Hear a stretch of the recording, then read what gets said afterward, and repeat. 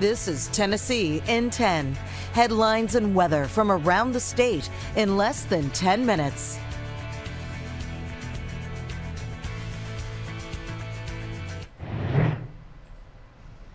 I'm Holly Thompson here at WSMV4 in Nashville. Well, our extreme temperatures are hitting triple digits, but right here in Music City, it can actually feel more than 15 degrees hotter. Our city is known as a heat island. That's where concrete and asphalt trap heat. Well, NDOT is now trying to fix that with new reflective coatings on the roads. It's a cool pavement pilot program in East Nashville that they say can make the surface temperature about 10 degrees cooler. It may not affect us in the same way during the day, but it's the late afternoon, in the evenings, when we'll really see the effect of that. One recent study shows those reflective coatings might actually make us feel about 5 degrees hotter. So NDOT says they're considering this as a sealant, even if it doesn't have a major cooling effect. An East Nashville woman says she ordered a bridal dress online, but it was never delivered. And it's not because it got lost. She found out the post office threw it out.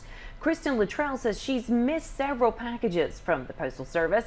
They're either delivered to addresses in other cities or she gets incorrect mail in her box. She says she ordered a dress for her bridal shower and found it was undeliverable, even though she received other mail that same day.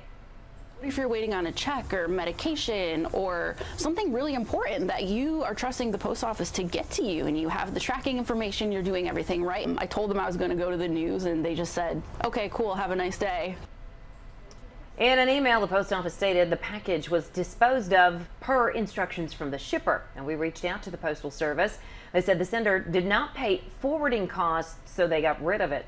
If you run into the situation, make sure the sender has paid those costs. Kristen says for now, she stopped having packages sent to her home. And we now know when shatterproof film could be installed in Metro Public Schools. The school board approved a contract to install shatter-resistant film on windows. It basically stops intruders from getting in schools and can be key in an active shooter situation. Metro Schools says it could take months for all schools to have these installed. Here are your top stories from the Mid-South. Former Briarcrest Ole Miss and NFL star Michael Orr has made another legal filing. He has filed a new motion in Shelby County Probate Court declaring that the Toohey family, who were appointed his conservators in 2004, never filed a single accounting despite being required by law to do so annually. Orr is seeking to end his conservatorship in a petition filed in Shelby County earlier in the month. The Tooheys have not responded to this recent filing. And we're expecting to hear from civil rights attorney Ben Crump alongside the family of Jarvion Hudspeth. He was shot and killed in Raleigh in June by a Shelby County Sheriff's deputy after a traffic stop. Body camera footage released yesterday shows the encounter from when Hudspeth was pulled over and the dragging of the deputy in the car when Hudspeth drove off, leading to a shooting.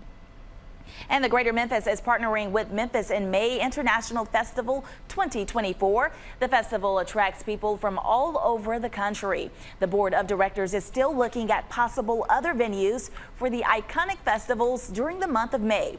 Tumblee Park is expected to open next weekend despite the $1.4 million repair bill following this year's Beale Street Music Fest and World Championship Barbecue Cooking Contest. Those are your headlines from the Mid-South.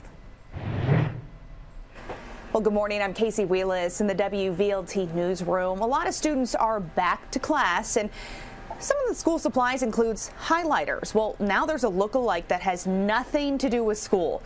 They are vape pens. Multiple stores say they're already sold out. You can order them from a website, but many teachers fear this highlighter vape could attract underage students because of how they look.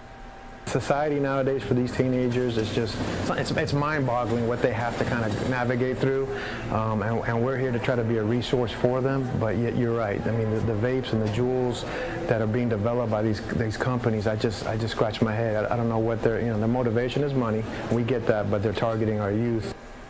The dean of students there at Knoxville Catholic High School says they're even trying to monitor bathroom trips. Well, school leaders here in East Tennessee, they're not letting the heat stop high school football. Instead, they're actually changing game times to protect players and coaches.